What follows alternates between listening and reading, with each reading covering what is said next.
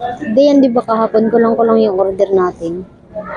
Tapos pinagalitan pa tayo ni Kuya. Oo nga eh.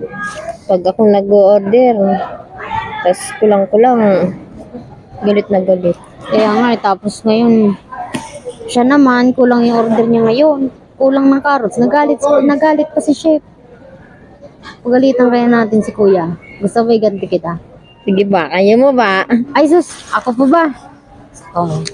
Gamitin mo. Camera. Hindi yan, hawakan mo tong cellphone. Bibidyon mo kami ni Kuya. Papagalitan ko si Kuya para may video niya.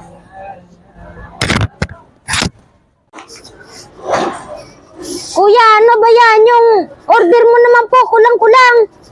Oh, oh no. Huwag ka po muna magsasalita. Hindi pa po ako tapos sa inyo. Yung si chef nagagalit. Pag si chef naman pinapagalitan kayo, kami naman ang pinapagalitan nyo. Oh, tapos ngayon, ML kayo ng ML. Hindi nyo naman inaayos yung negosyo nyo. Paano tayo niyan lalago?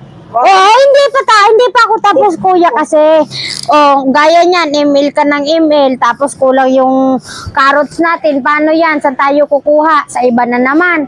Ang mahal-mahal sa iba kuya. Ay, hindi kasi naman.